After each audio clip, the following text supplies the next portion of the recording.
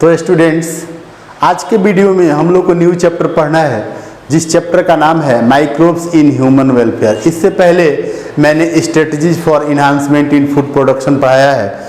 आज के वीडियो में हम लोग को देखना है microbes in human welfare. Microbes in human welfare. Microbes in human welfare मतलब ऐसा, इस चैप्टर के अंदर हम लोग को ये टॉपिक पढ़ना है, ये कॉन्सेप्ट पढ़ना है कि ह्यूमन के वेलफेयर में अच्छे वर्क के लिए माइक्रोब्स का क्या रोल है, इसी को पढ़ना है। तो इस चैप्टर्स के अंदर देखिए क्या क्या टॉपिक्स है उसको देख लेते हैं। टॉपिक्स क्या क्या पढ़ना है। पहला टॉपिक है microbes in house hold products. First topic क्या है? Microbes in house hold products मतलब घर के अंदर कौन कौन सा हम लोग प्रोडक्ट है जो बनाएंगे। तो आइए हम लोग इसी टॉपिक के साथ डायरेक्ट स्टार्ट भी करते चलते हैं एक एक पार्ट को। पहला जो प्रोडक्ट है, फर्स्ट प्रोडक्ट है, उसको हम लोग बोल दे रहे हैं कर्ड। कर्ड कर्ड को कैसे हम लोग बनाएंगे? तो देखिए मिल्क, यहाँ पे कर्ड को बनाने के लिए जो बैक्टीरिया मतलब जो माइक्रोब्स यूज किया जाता है, कर्ड प्रोड्यूस्ड बाय और formed by action of lab. आप ये टर्म याद करो, लैब। और लैब क्या है? Lactic acid bacteria. इसका फुल फॉर्म क्या हो गया? Lactic acid bacteria. और लैक्टिक एसिड बैक्टीरिया एक्चुअली उसका नेम क्या है? लैक्टोबैसिलस। लैक्टोबैसिलस ये बैक्टीरिया है जिसका यूज किया जाता है। लैक्टोबैसिलस ये बैक्टीरिया है और इसी बैक्टीरिया का यूज करके कर्ड को बनाया जाता है। क्या किया जाता है? जो मिल्क होता है, मिल्क, इसमें क्या किया जाता है? Very little amount of inoculum. इस मिल्क में क्या ऐड करते हैं? स्टार्टर्स और इनोकुलम। इनोकुलम को ऐड किया जाता है। इनोकुलम क्या है? ए स्मॉल अमाउंट ऑफ लैब। ये इनोकुलम क्या है? ए स्मॉल अमाउंट ऑफ लैब मतलब lactic acid bacteria, small amount of lab. और ये जो लैब है, स्मॉल अमाउंट ऑफ लैब, और इसी लैब के एक्शन से मिल्क किस में कन्वर्ट हो जाता है? कर्ड में कन्वर्ट हो जाता है। कर्ड का क्या यहाँ पे इंपॉर्टेंस है? इट्स है more amount of vitamin B12। इसमें विटामिन B12 क्या होता है? ज़्यादा होता है। मतलब curd enriched with vitamin B12। और एक important point, lab bacteria, lab help in detection of microbes inside the stomach. मतलब कोई बैक्टीरियल डिजीज, अगर बैक्टीरियल डिजीज को आइडेंटिफाइड करने में, ऐसे हमने क्या लिखा है? Lab help in detection of microbes और bacterial disease inside the stomach. तो ये पहला प्रोडक्ट लिया हमने, कर्ड। सेकेंड जो प्रोडक्ट होगा हाउस होल्ड प्रोडक्ट, उसमें हम लोग ले लेंगे डफ। यहां पे हम लोग लिख ले रहे हैं डफ। इसका यूज किया जाता है डिफरेंट टाइप्स का फूड प्रोडक्ट्स को बनाने में। Used for making different types of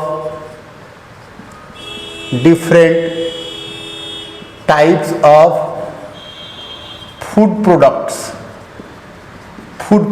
like dosa, Khaman, ये सब स्वीट, डिफरेंट टाइप का स्वीट घर में बनाने के लिए यूज किया जाता है। सॉफ्ट फूड आइटम, डफ का यूज किया जाता है बेकरी इंडस्ट्री में भी यूज किया जाता है, बेकरी इंडस्ट्रीज में। और बेकरी इंडस्ट्रीज के अंदर जो ईस्ट यूज किया जाता है, ईस्ट, उसका नाम है सैक्रोमाइसिस सेरेबिसी, सैक्रोमाइसिस सेरेबिसी। और ये सैक्रोमाइसिस सेरेबिसी, इसको और बोला जाता है बेकर्स ईस्ट, बेकर्स ईस्ट, जिससे ब्रेड, सॉफ्ट ब्रेड बनाया जाता है इस बेकर्स ईस्ट का यूज करके, use to making soft bread, soft bread को बनाने में इसका यूज किया जाता है। इसके साथ साथ इडली को और जो इडली है एक और फूड आइटम है, idli also prepared by microbial action, microbial action, ये भी फूड आइटम है। एक और हम लोग फूड आइटम लेते हैं इसमें, चीज। और जैसे भी फूड आइटम्स का अगर हम लोग बात कर रहे हैं तो कुछ और यहाँ पे देखते हैं फूड आइटम्स में। जैसे डफ हमने लिया, नेक्स्ट सी हम ले रहे हैं टोडी। टोडी क्या है? फूड, ये ट्रेडिशनल ड्रिंक है used in southern part of India, traditional drinks used in south part of India and obtained by or produced by fermentation of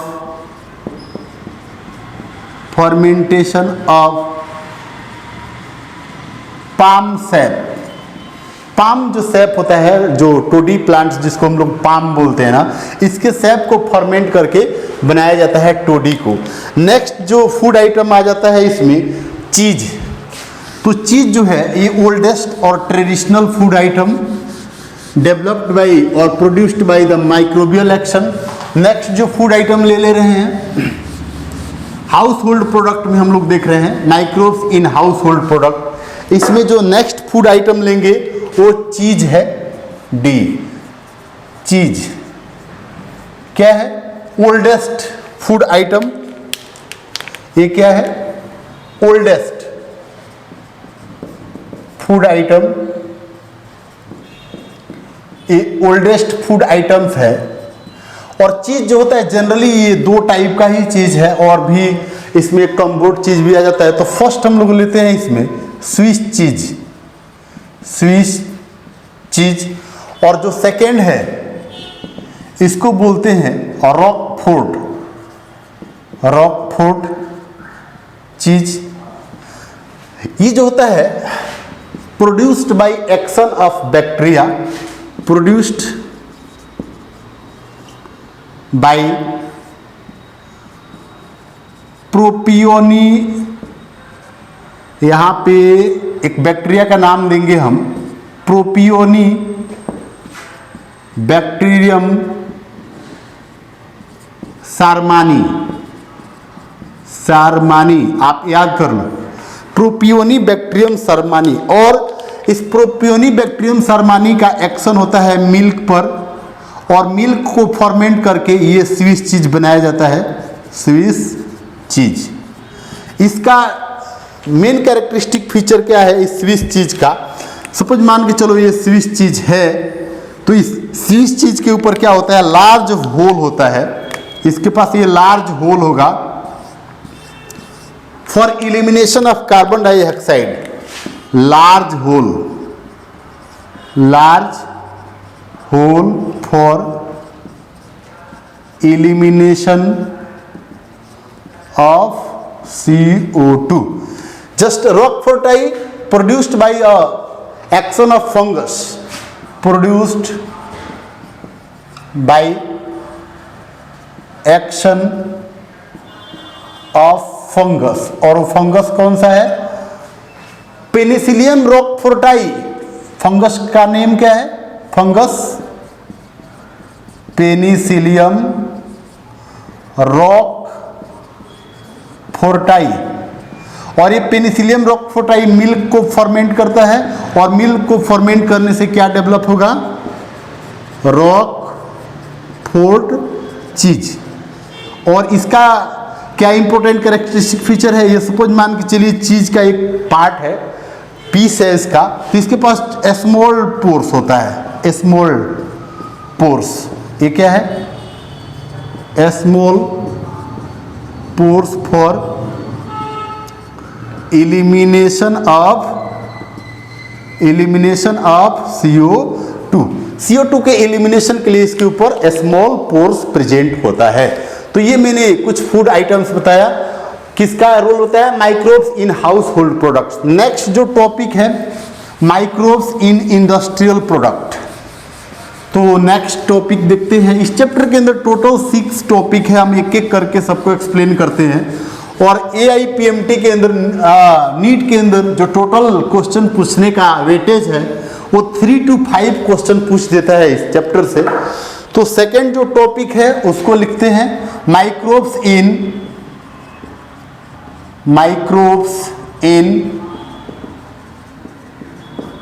industrial products. Industrial products को बनाने में माइक्रोब्स का क्या रोल है? तो first जो product बोलेंगे टू ऑब्टेनिंग बीवरेजेस, इसमें फर्स्ट बात करेंगे टू ऑब्टेनिंग बीवरेज। तो बीवरेज को ऑब्टेन करने के लिए क्या हम लोग माइक्रोब्स का क्या रोल है? तो सबसे पहले यहाँ पे टॉपिक हमको समझना है बीवरेज क्या है। तो एक छोटा सा यहाँ पे हेडिंग कर लेंगे बीवरेज, और बीवरेज के लिए एक्सप्लेन करेंगे थोड़ा। ऑल एल्कोहलिक ड्रिंक्स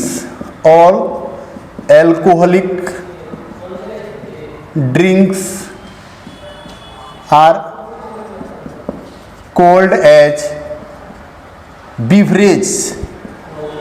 क्या बोलेंगे इसको? बीवरेज। एग्जाम्पल, इसमें वाइन आ गया, बियर आ गया, विस्की आ गया, ब्रेंडी आ गया, रम। ये सब एग्जाम्पल हो गया किसका? बीवरेज का। अब इस बीवरेज को कैसे बनाया जाता है थोड़ा देखिए। सबसे पहले क्या किया जाता है? जो माल्टेड सीरियल्स एंड फ्रूट्स होता है, प्रोसीजर देख लीजिए। Procedure for making beverage. Beverage को बनाने के लिए प्रोसीजर क्या है? जो माल्टेड सीरियल्स है, माल्टेड सीरियल्स प्लस फ्रूट्स, इसको क्या किया जाता है? Kept in fermenters. और एक्चुअली फॉर्मेंटर्स क्या है? Large steel container, large steel container. ये लार्ज स्टील कंटेनर है, और इसमें इस फर्मेंटर्स के अंदर इस मेल्टेड जो माल्टेड सीरियल्स और फ्रूट्स इसको डालते हैं, और डालने के बाद मिक्सचर ऑब्टेन किया जाता है। मिक्सचर, इससे मिक्सचर, और इसी मिक्सचर को ब्रॉथ भी बोलते हैं, ब्रॉथ। अब इस ब्रॉथ से ऑब्टेन करते हैं हम लोग बीवरेज को, ऑब्टेन बीवरेज। और ये जो बीवरेज है ऑब्टेन करते हैं बाई 2 मेथड्स, बाई डिस्टिलेशन और without distillation. Obtain beverage by distillation. थोड़ा सा इसको हम लोग यहाँ पे एक्सप्लेन कर लेते हैं। यहाँ पे देखिए बीवरेज, तो जो ब्रॉथ है इसको क्या करेंगे? दो प्रोसेस हम करेंगे, by distillation process, by distillation, और एक लेंगे विदाउट डिस्टिलेशन, विदाउट डिस्टिलेशन। तो देखिए डिस्टिलेशन से क्या क्या ऑब्टेन करेंगे? विस्की को ऑब्टेन करेंगे, ब्रेंडी को ऑब्टेन करेंगे, एंड रम। 3 ठो जो बीवरेज है, विस्की, ब्रेंडी एंड रम, इसको डिस्टिलेशन से ऑब्टेन करेंगे। और वाइन को और बियर को विदाउट डिस्टिलेशन से ऑब्टेन करते हैं। तो आप डिटेल समझ लो ना, जितना भी अल्कोहलिक ड्रिंक है इसको हम लोग क्या बोलते हैं, बीवरेज बोलते हैं। अब आप देखो जो सीरियल्स है, सीरियल्स, इसके ऊपर ब्रीवर ईस्ट, ब्रीवर ईस्ट, और ब्रीवर ईस्ट क्या है, सैक्रोमाइसिस सेरेविसी, सैक्रोमाइसिस सेरेविसी का यूज करके, सैक्रोमाइसिस सेरेविसी का यूज करके ना हम लोग क्या ऑब्टेन करते हैं, इससे अल्कोहल ऑब्टेन करते हैं, अल्कोहल। तो ब्रेवर्स ईस्ट को हम लोग और सैक्रोमाइसिस सेरेविसी बोलते हैं, और इसी का यूज करके हम लोग ना सीरियल से जनरली अल्कोहल ऑब्टेन करते हैं। अब थोड़ा देखते हैं नेक्स्ट, यहां पे देखिए, अब हमने क्या लिखा, टू ऑब्टेनिंग बीवरेज। अब लेना है to obtaining medicine, microbial action से मेडिसिन कौन सा यूज किया जाता है, फर्स्ट एंटी, अगर मेडिसिन का बात करें तो सबसे पहले एंटीबायोटिक जो पेनिसिलिन था उसको ऑब्टेन किया था अलेक्जेंडर फ्लेमिंग ने। तो सेकंड लेते हैं इसमें, टू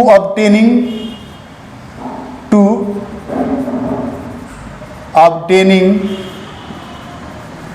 मेडिसिन। मेडिसिन का अगर बात करें, माइक्रोबियल एक्शन से हम लोग मेडिसिन को भी ऑब्टेन करते हैं, और इस मेडिसिन में हम लोग सबसे बात करते हैं पहले एंटीबायोटिक्स का। तो ये एंटीबायोटिक्स का सबसे पहले मीनिंग क्या होता है, works against to the bacterial, works against to the bacteria. तो ये एंटीबायोटिक का मतलब क्या हो गया कि हमेशा ये बैक्टीरिया के अगेंस्ट में काम करेगा। ये दो ग्रीक वर्ड से बना है, दो ग्रीक वर्ड से, एक होता है एंटी और एक होता है बायोटिक्स। एंटी मतलब अगेंस्ट, अब बायोटिक जो टर्म है बायो से लिया गया है, मतलब लाइफ। बैक्टीरिया यहाँ पे लाइफ मतलब आप समझ लो बैक्टीरियल सेल है ना, बैक्टीरियल सेल। तो इस बैक्टीरियल सेल के अगेंस्ट में काम करता है, सो इसको हम लोग क्या बोल दिया, एंटीबायोटिक। फर्स्ट एंटीबायोटिक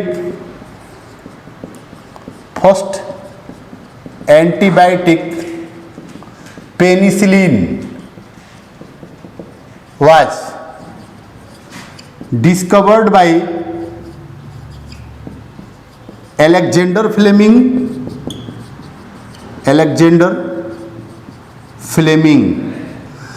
अब आप देखो वर्किंग, और क्या कर रहा था, ये वर्क कर रहा था एक बैक्टीरिया स्ट्रेप्टोकोकस के ऊपर। Fleming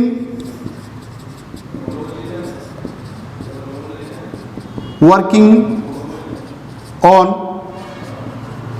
Streptococcus bacteria. क्या देखा, जो प्लेट के ऊपर इस बैक्टीरिया का कल्चरिंग कर रहा था, bacteria culturing on plate around the plate, around the plate, molds grows, or molds growing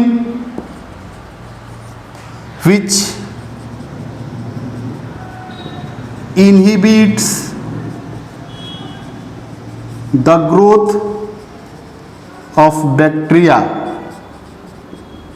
on petri dish or plate, petri dish और प्लेट। क्या यहाँ पे कंसेप्ट क्या है, जब ये फ्लेमिंग वर्क कर रहा था किसके ऊपर, स्ट्रेप्टोकोकस बैक्टीरिया के ऊपर, तो ये देखा क्या कि स्ट्रेप्टोकोकस बैक्टीरिया के ग्रोथ को इनहिबिट कर दे रहा है एक फंगस है, मोल्ड्स है। मोल्ड्स क्या है, फंगस है, जो बैक्टीरिया की, मैंने क्या लिखा, growth around the plate, moulds growing which inhibits the growth of bacteria on petri dish or plate।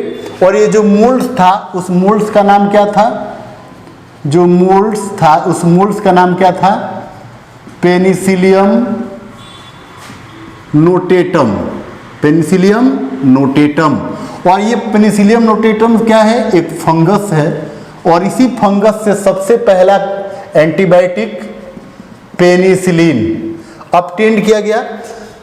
और इस पेनिसिलिन को ऑब्टेंड किया अलेक्जेंडर फ्लेमिंग ने। लेकिन actual potential of penicillin, actual potential of penicillin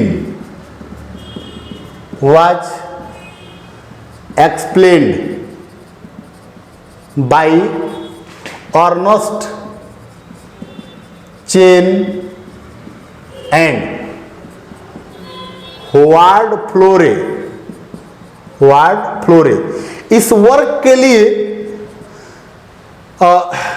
और यहाँ पे एक चीज और थोड़ा ऐड कर लो, actual potential of penicillin was explained by Ernst Chain and Howard Florey during और working on wounded soldiers of America, soldiers of America during Second World War, और इस प्रोसेस के लिए, इस फंक्शन के लिए मैंने क्या लिखा, actual potential of penicillin was explained by Ernst Chain and Howard Florey. और इस एक्टिविटीज के लिए, अर्नस्ट चेन और फ्लोरे के एक्टिविटीज के लिए एक साथ तीनों को, किसको फ्लेमिंग को, यहां पे मैं अंडरलाइन कर दे रहा हूं, अलेक्जेंडर फ्लेमिंग को, अर्नस्ट चेन को और हॉवार्ड फ्लोरे को, तीनों को एक साथ नोबेल प्राइज दिया गया। ऐसे बोलेंगे in 1945 Fleming, in 1945 Fleming, Chain and Florey awarded by Nobel prize. 1945 में इस बेस्ट वर्क के लिए चेन को, फ्लोरे को और फ्लेमिंग को किससे नोबेल प्राइज से क्या किया गया, अवार्डेड किया गया 1945 में। तो ये मैंने मेडिसिन के बारे में बताया। नेक्स्ट टॉपिक लेते हैं इंडस्ट्रियल प्रोडक्ट्स में। जो नेक्स्ट टॉपिक लेंगे वो होगा to obtaining chemical enzymes and bioactive molecules. एक टॉपिक इसमें और देखते हैं, टू ऑब्टेनिंग केमिकल्स, थर्ड इसमें लेंगे to obtaining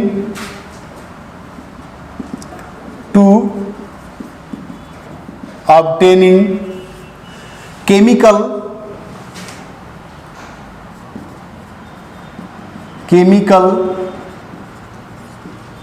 enzymes and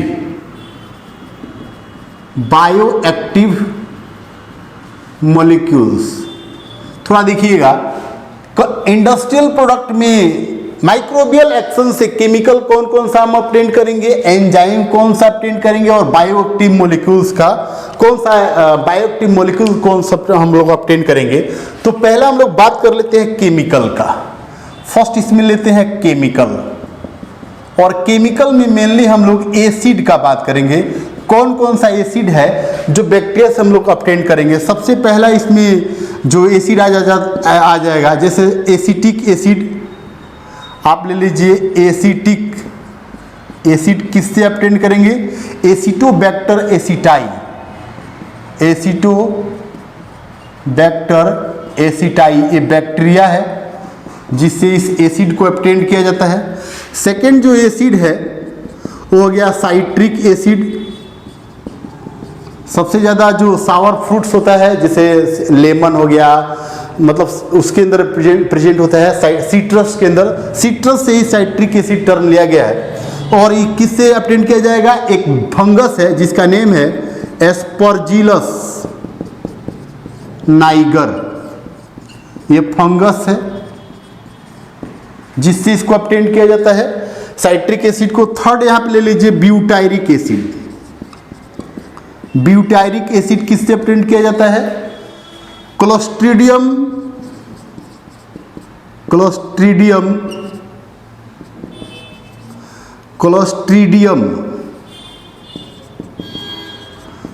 butylicum. इसका सीवेज ट्रीटमेंट में भी यूज किया जाता है, एनारोबिक बैक्टीरिया है। नेक्स्ट यहाँ पे और भी जैसे लैक्टिक एसिड किससे प्रिंट किया जाता है? लैक्टोबैसिलस से। तो ये कुछ इंपॉर्टेंट केमिकल्स का नेम ले लिया। एंजाइम्स, कौन कौन सा एंजाइम्स है? तो एंजाइम्स में सबसे पहला एंजाइम्स का बात करते हैं लाइपेज।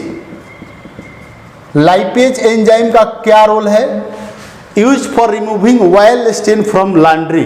जो एक्चुअली जो कपड़ा वपड़ा धुला जाता है जिस लॉन्ड्री मशीन के अंदर, या इवन मैं बोल दूं कि जो वॉशिंग मशीन है उसके अंदर जो वाइली स्टेन लग जाता है कपड़े का, उस वाइली स्टेन को रिमूव करने के लिए लाइपेज का यूज किया जाता है। Used for removing oil stand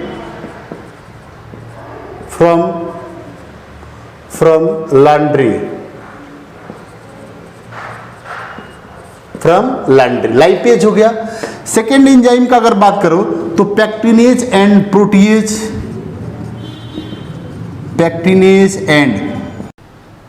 तो यहाँ पे हम लोग क्या पढ़ रहे थे? लाइपेज। और लाइपेज का यूज कहाँ किया जाता है? Use for removing oil stain from laundry और वॉशिंग मशीन से। सेकेंड एंजाइम आ जाता है pectinase and lipase, pectinase and protease, used for clarified the bottled juice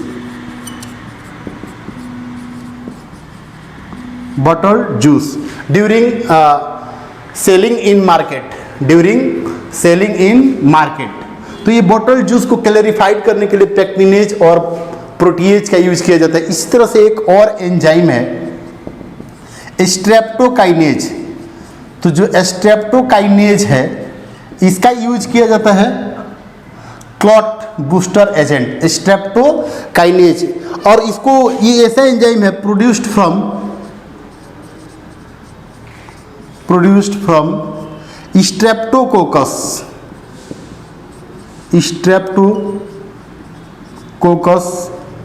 bacteria and used as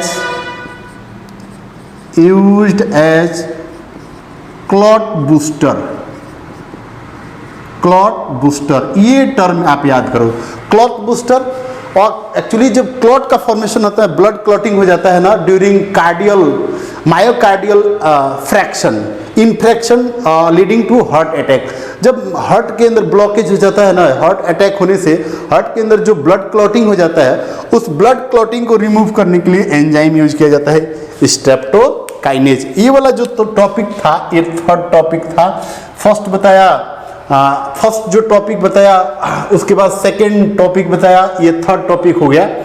तो यहाँ पे हम लोग पढ़ रहे हैं माइक्रोब्स इन इंडस्ट्रियल प्रोडक्ट। तो माइक्रोब्स इन इंडस्ट्रियल प्रोडक्ट में फर्स्ट टॉपिक पढ़ाया to obtaining beverage, second topic पढ़ाया to obtaining medicine, third topic हम लोग पढ़ रहे हैं to obtaining chemical, enzyme and bioactive molecules. तो हमने केमिकल आपको पढ़ा दिया, केमिकल में एसिड। एंजाइम में 3 टाइप का एंजाइम पढ़ाया, लाइपेज, पैक्टिनेज एंड प्रोटीएज, फिर स्ट्रेप्टोकाइनेज। देखिए बहुत ज़्यादा साइड बुक पढ़ने से कोई ज़्यादा यहाँ बेनिफिट होने वाला नहीं है। एनसीईआरटी बुक का एक एक एग्जाम्पल याद रखना बहुत ही इंपॉर्टेंस है, क्वेश्चन यहीं से बनता है। अब हम लोग थोड़ा बायोएक्टिव मॉलिक्यूल्स का बात करते हैं। हम लोगों ने केमिकल देख लिया, एंजाइम को देख लिया, अब लेते हैं बायोएक्टिव मॉलिक्यूल्स। तो बायोएक्टिव मॉलिक्यूल्स में देखिए कुछ बायोएक्टिव मॉलिक्यूल्स को हम लोग पढ़ते हैं। तो जो फोर्थ टॉपिक इसमें लेंगे वो होगा बायोएक्टिव मॉलिक्यूल्स। तो बायोएक्टिव मॉलिक्यूल्स में कौन कौन सा बायोएक्टिव मॉलिक्यूल्स है एक बायोएक्टिव मॉलिक्यूल्स है जिसका नेम है साइक्लोएस्पोरिन ए। देखिए साइक्लोएस्पोरिन ए, और साइक्लोएस्पोरिन ए का यूज कहाँ में किया जाता है? Used as immunosuppressive agent during organ transplantation. Used as immunosuppressive agent during organ transplantation. Organ transplantation. और इसको किससे ऑब्टेन किया जाता है? Produced from fungus. और वो फंगस कौन सा है? Trichoderma polysporum. ये मेन इंपॉर्टेंट टर्म है, ट्राइकोडर्मा पॉलीएस्पोरम। चलिए अंडरलाइन कर लीजिए, ट्राइकोडर्मा पॉलीएस्पोरम एक फंगस है, इसी फंगस से ऑब्टेन किया जाता है साइक्लोएस्पोरिन ए को। एक और बायोएक्टिव मॉलिक्यूल है स्टैटिन्स। इसका यूज कहाँ में किया जाता है? Use for lowering blood cholesterol leveling. Use for lowering the blood cholesterol level in blood. और ऐसे बोलेंगे used as blood cholesterol lowering agent. थोड़ा इसको ऐसे लिख देंगे, यूज्ड एज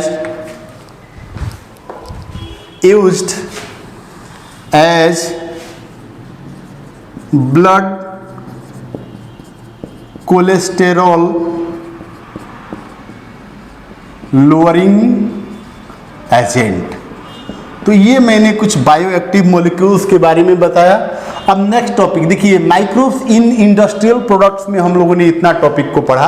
अब नेक्स्ट हम लोग टॉपिक पढ़ेंगे microbes in sewage treatment. Microbes in sewage treatment, तो माइक्रोब्स का क्या रोल है सीवेज ट्रीटमेंट में, उसको देखते हैं। थर्ड टॉपिक, माइक्रोब्स इन सीवेज ट्रीटमेंट। सीवेज ट्रीटमेंट, अब तो यहां पे एक और टर्म समझना है। सबसे पहले सीवेज क्या है? सीवेज कितने तरह से इसका डेफिनेशन दिया जा सकता है? सीवेज क्या है? Municipal water including human excreta. Municipal water including human excreta. और ऐसे भी बोल सकते हैं house hold garbage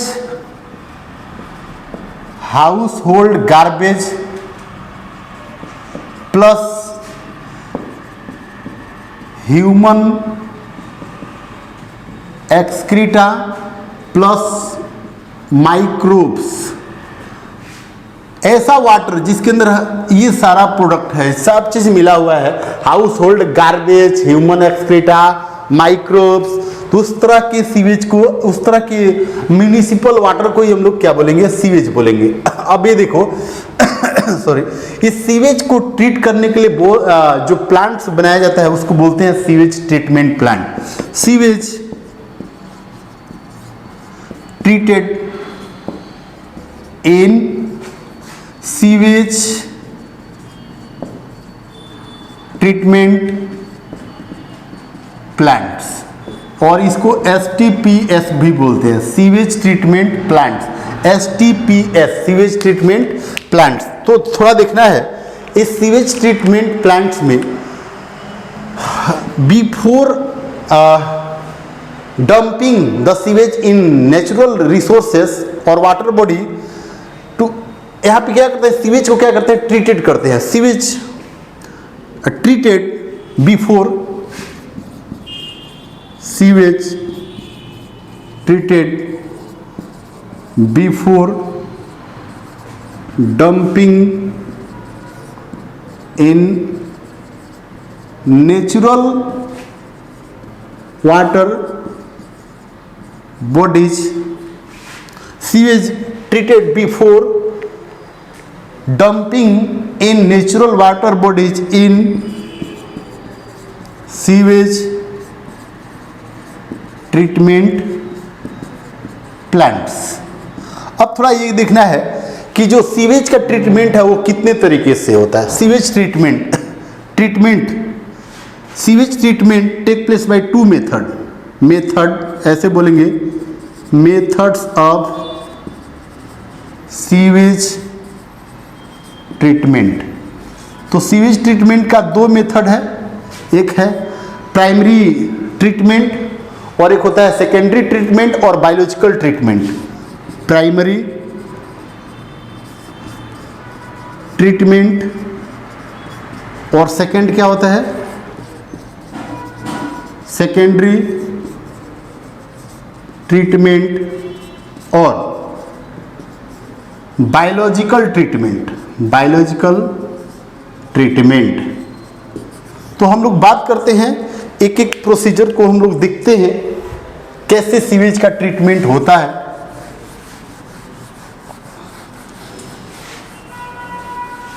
primary treatment कैसे होता है, bye filtration and sedimentation method.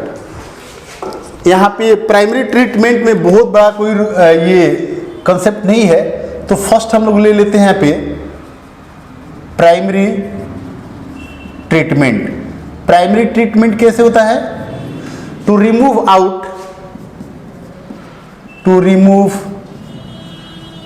Out the large and small size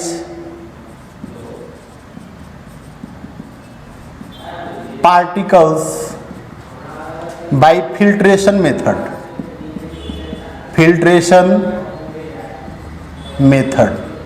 उसके बाद से क्या करते हैं, स्मॉल ग्रीट, और जो ग्रीट होता है, ग्रीट क्या है, सैंड प्लस पेबल्स और small stones is remove out by sedimentation method. तो आप देखो प्राइमरी ट्रीटमेंट में क्वेश्चन पूछ देता है कि सीवेज के प्राइमरी ट्रीटमेंट में कौन कौन सा मेथड यूज करते हैं। एक फिल्ट्रेशन मेथड, तो फिल्ट्रेशन मेथड में जो लार्ज साइज का पार्टिकल है उसको रिमूव कर लेते हैं। उसके बाद जो ग्रीट होता है, ग्रीट क्या है, sand plus pebbles, small stones को इसको छोड़ देते हैं ऐसे ना टैंक में, तो सेडिमेंट कर जाता है और सेडिमेंटेशन के बाद उसको इजिली हम लोग रिमूव कर लेते हैं। तो देखिए अब इसके बाद लेते हैं सेकेंडरी ट्रीटमेंट। तो सेकेंडरी ट्रीटमेंट का मैं प्रोसीजर पूरा डायग्राम के साथ एक्सप्लेन कर देता हूँ। ये प्राइमरी ट्रीटमेंट था, अब हम लोग सेकेंडरी ट्रीटमेंट जो लेंगे, सेकेंडरी ट्रीटमेंट में और बायोलॉजिकल ट्रीटमेंट में हम लोग डायग्राम से समझ ले रहे हैं। सेकेंडरी ट्रीटमेंट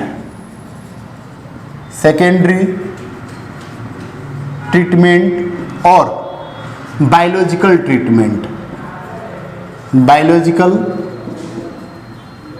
ट्रीटमेंट, इसमें क्या करते हैं, देखिए इसमें अलग अलग टैंक लेते हैं, हम लोग टैंक लेते हैं। जिसे फर्स्ट जो लेंगे एरेशन टैंक, ये मैं टैंक कैसे बना दे रहा हूँ, इसको बोलते हैं एरेशन टैंक। और इसके बाद जो सेकंड वाला लेंगे इसको बोलेंगे सेटलिंग टैंक।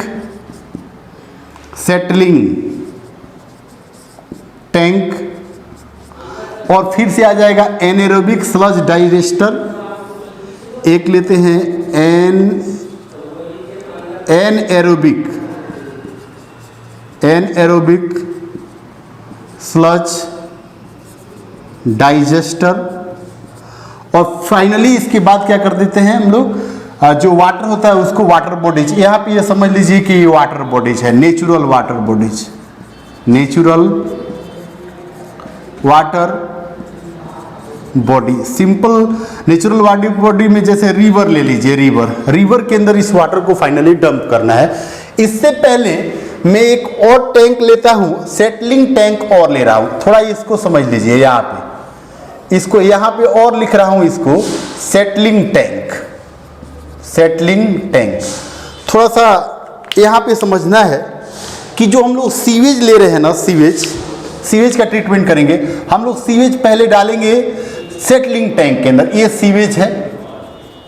तो यहाँ पे हम लोग फिल्टर, यहाँ पे सबसे पहले फिल्टर लगा देते हैं। फिल्टर, कोई ये फिल्टर लगा दिया तो फिल्टर से जितना भी लार्ज साइज का जो गार्बेज है, जैसे प्लास्टिक हो गया, बॉटल्स हो गया, ये बड़ा बड़ा जो पार्टिकल्स है ना, जिसको हाथ से पिकिंग करके निकाला जा सकता है, उसको हम लोग रिमूव कर लेते हैं फिल्टर से। इसके बाद जो ये सीवेज आ गया इसके अंदर, तो सीवेज का जो पार्ट ये बॉटम पे आकर के सेडिमेंट करेगा, यहाँ पे फिल्टर के थ्रू रिमूव कर रहे हैं। तो इस प्रोसेस को क्या बोल दिए? फिल्ट्रेशन कर दिए। और इसके बाद से जो सीवेज को छोड़ देंगे इस टैंक के अंदर ना, तो जो ग्रीट है, सैंड प्लस पेबल्स, ये हो गया ग्रीट। ग्रीट में क्या हो गया? Sand plus pebbles. ये क्या कर गया? सेडिमेंट कर गया। और सेडिमेंट, ये इसको बोल दिया सेडिमेंट्स, इसको बोल दिया सेडिमेंट्स। सेडिमेंट कर गया। और ऊपर का जो पार्ट ये फ्लोट कर रहा है ना, इसको बोलते हैं इफ्लुएंट्स, इफ्लुएंट्स। तो इस अब इफ्लुएंट्स को हम लोग डालते हैं किसके अंदर? एरेशन टैंक में। अब ध्यान रखिएगा, ये जो प्रोसेस है, सीवेज को सबसे पहले सेटलिंग टैंक में डाल रहे हैं, फिल्ट्रेशन मेथड कर रहे हैं, सेडिमेंटेशन मेथड कर रहे हैं, तो ये आ जाएगा प्राइमरी ट्रीटमेंट में। यही है प्राइमरी ट्रीटमेंट। अब यहां से जब एरेशन टैंक में डालेंगे, फिर इस एरेशन टैंक से सेटलिंग टैंक मिलेंगे, फिर एनारोबिक स्लज डाइजेस्टर मिलेंगे, तो इसको हम लोग बोलेंगे सेकेंडरी ट्रीटमेंट। अब थोड़ा देखेंगे, ये जो ग्रीट जो बना है, ये जो ग्रीट बना है, जो सेडिमेंट्स हुआ है सेटलिंग टैंक में, इसको बोलते हैं प्राइमरी स्लज। ये जो सेडिमेंट्स है ना, इसी को हम लोग बोलेंगे प्राइमरी स्लज। क्या बोलेंगे इसको? प्राइमरी स्लज बोलेंगे। प्राइमरी स्लज जो ग्रीट है, मतलब सैंड प्लस पेबल्स, जो सेटलिंग टैंक के बॉटम पे सेडिमेंट कर गया, उस सेडिमेंट को हम लोग क्या बोलेंगे? Primary sludge. अब इस क्या करेंगे, जो ये वाटर है, जो इफ्लुएंट्स है, इसको हम लोग एरेशन टैंक में, और इसमें क्या करते हैं? एयर इंटर करते हैं, इसके अंदर एयर इंट्रोड्यूस करते हैं। तो अब इस स्लज के ये जो इफ्लुएंट्स है, देखिएगा, ये जो इफ्लुएंट्स है, इफ्लुएंट्स, इसके अंदर माइक्रोब्स भी है, माइक्रोब्स, और एरोबिक बैक्टीरिया है इसके अंदर, एरोबिक बैक्टीरिया और माइक्रोब्स। तो इस एरोबिक बैक्टीरिया को सरवाइव करने के लिए क्या चाहिए? एयर चाहिए। इसलिए हम इसके अंदर क्या करते हैं? एयर को इंट्रोड्यूस करते हैं। अब ये क्या करता है? ये जो एरोबिक बैक्टीरिया है, इस एयर का यूज करके इसके अंदर जो ऑर्गेनिक मैटर है, इस इफ्लुएंट्स के अंदर जो ऑर्गेनिक मैटर है, इस ऑर्गेनिक मैटर को डिकम्पोज करता है। और इस ऑर्गेनिक मैटर को डिकम्पोज करने के लिए इसको ऑक्सीजन चाहिए। इसी से रिलेटेड एक टर्म आ जाता है BOD। और BOD क्या है? Biochemical oxygen demand. Biochemical oxygen demand. तो बायोकेमिकल ऑक्सीजन डिमांड क्या है? बायोकेमिकल ऑक्सीजन डिमांड क्या है? The amount of oxygen required for dissolving और required for decomposition of organic matter present in 1 liter of sewage, that is BOD। थोड़ा हम definition कर देंगे यहाँ पे BOD का। BOD क्या है? Amount of oxygen required for decomposition of organic matter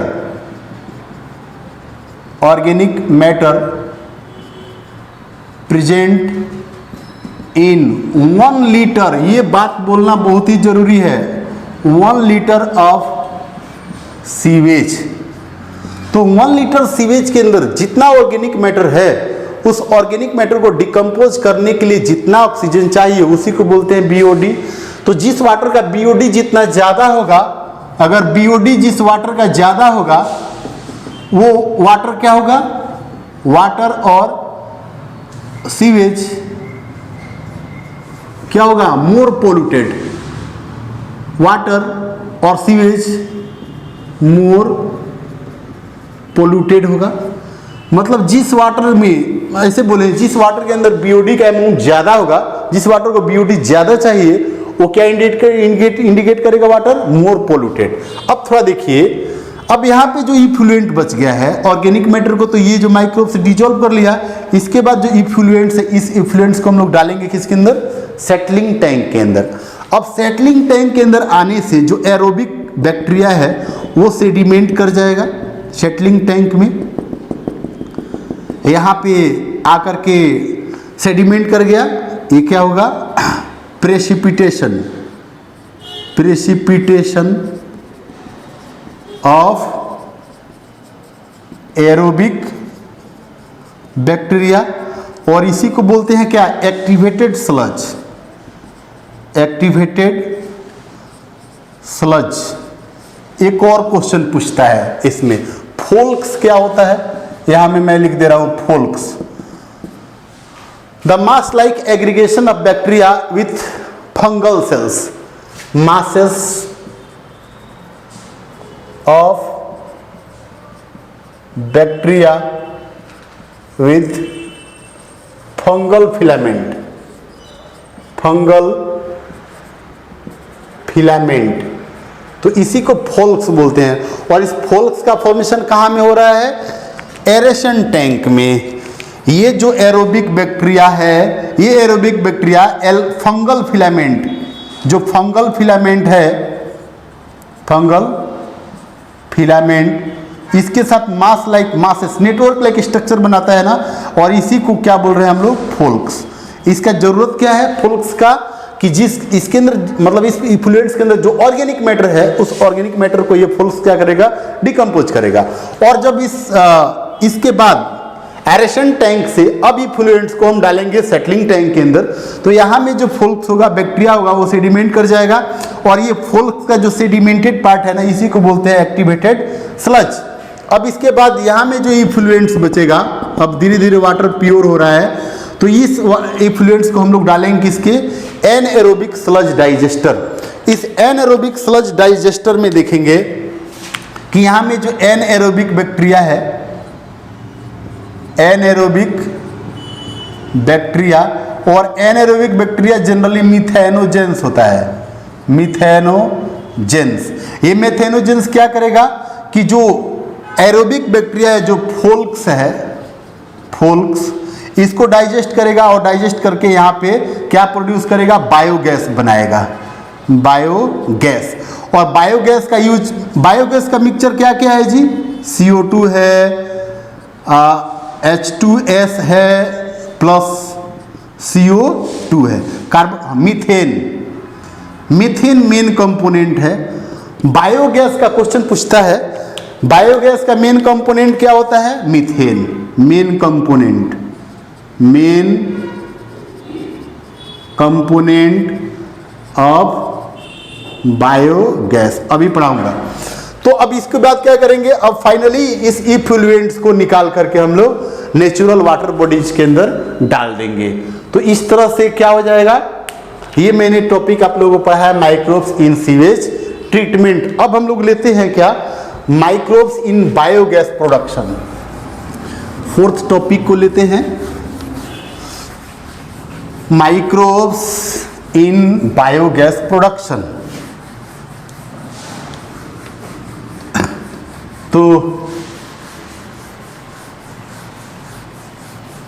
next topic, microbes in biogas production. Next topic है fourth, microbes in biogas production.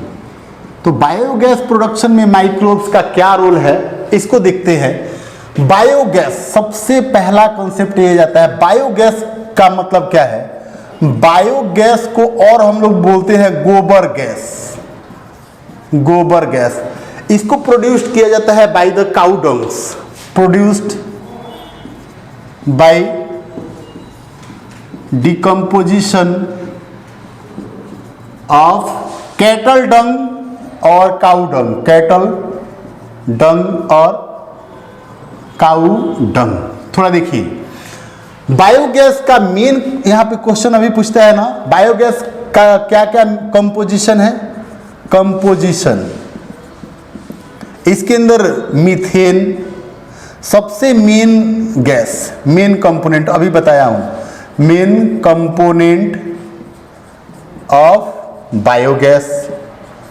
इसके साथ क्या क्या होता है? हाइड्रोजन सल्फाइड भी होता है, इसके साथ साथ हाइड्रोजन भी थोड़ा अमाउंट में होता है और थोड़ा कार्बन डाइऑक्साइड भी होता है। क्वेश्चन यहाँ पे पूछा हुआ है नीट में, बायोगैस का मेन कंपोनेंट क्या होता है? मीथेन गैस होता है।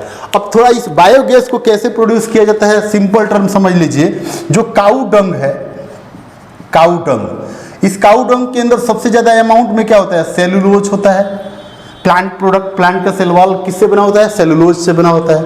और इस सेलुलोज पर एक्शन होता है मिथेनोजेन बैक्टीरिया का, मिथेनोकोकस बोल लीजिए, मिथेनोकोकस, और इसी को बोलते हैं और मिथेनोजेन बैक्टीरिया, मिथेनोजेन।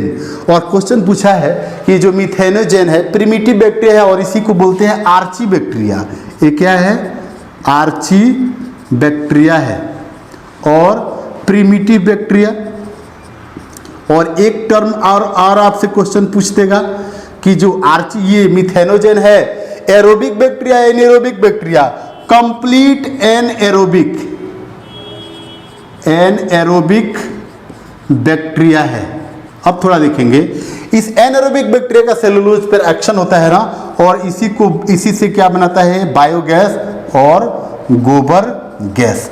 क्वेश्चन ये पूछा गया ना कि सबसे पहले इस एक्चुअली एंशिएंट टाइम में, अर्ली, तो अभी हम बता रहे थे कि बायोगैस प्लांट को ज्यादातर मतलब विलेजर एरिया में देखने को मिलता है, मोस्टली विलेज एरिया में हम लोग देखते हैं। अब थोड़ा देखना है इस बायोगैस प्लांट को डेवलप करने वाला कौन सा ऐसा संस्था, इंस्टीट्यूट कौन सा है?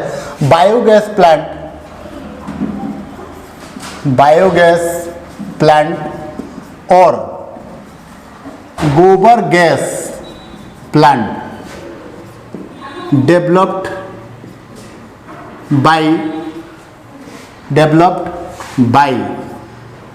IARI, developed by IARI and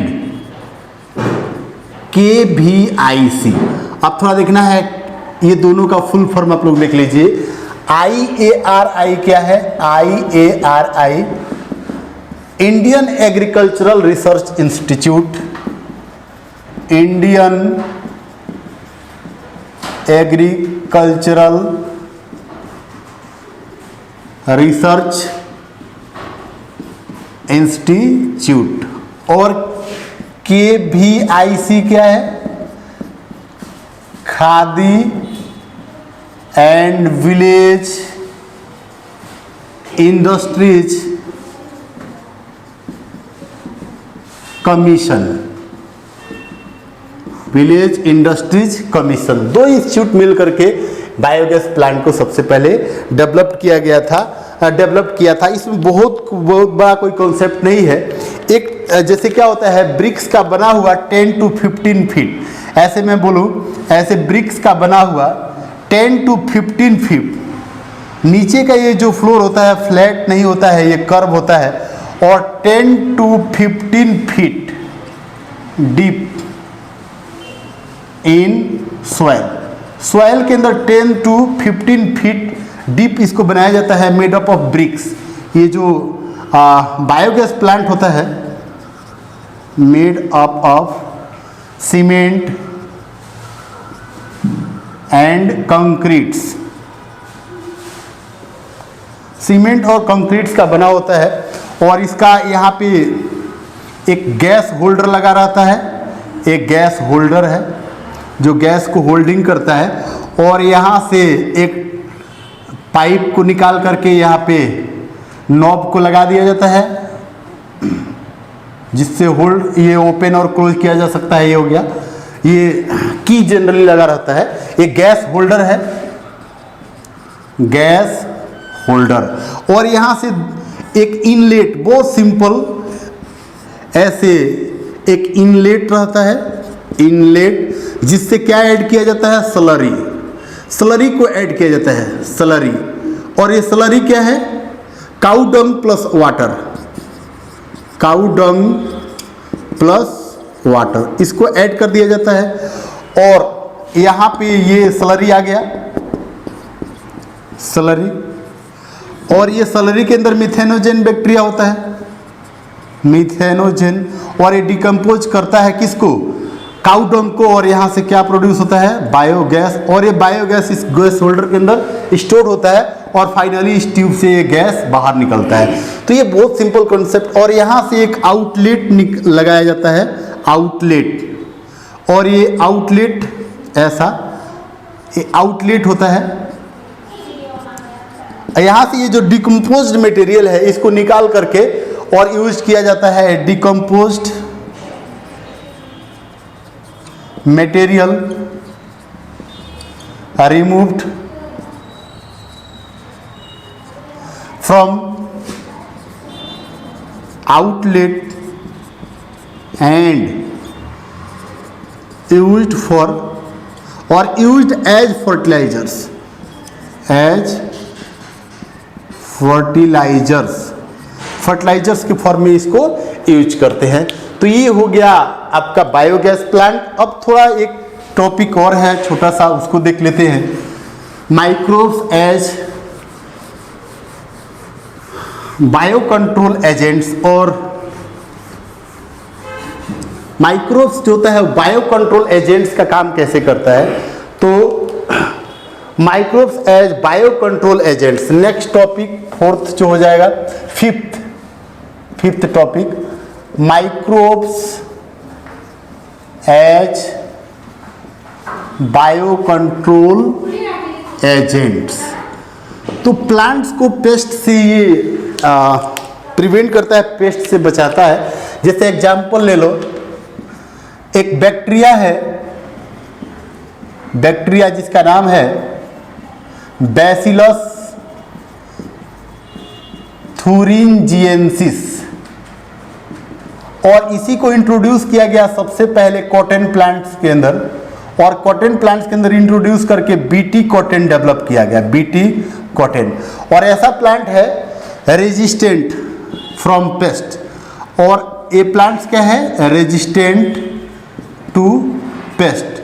कोई भी पेस्ट इंसेक्ट इसको इन्फेक्ट नहीं करता है, नहीं कर सकता। इस तरह से बीटी टोमेटो को बनाया गया, बीटी पोटैटो को बनाया गया, बीटी ब्रिंजल, बीटी ब्रिंजल, ये सब प्लांट्स को डेवलप किया गया, पेस्ट रेजिस्टेंट बनाया गया माइक्रोब्स का यूज करके। इस तरह से। और एक बेस्ट एग्जांपल आ जाता है बैकुलोवायरस। बैकुलोवायरस ये क्या है, स्पेसीज स्पेसिफिक होता है, स्पेसीज स्पेसिफिक, ये स्पेसीज स्पेसिफिक होता है। इसका एक जीनस है, यहाँ से इसको याद।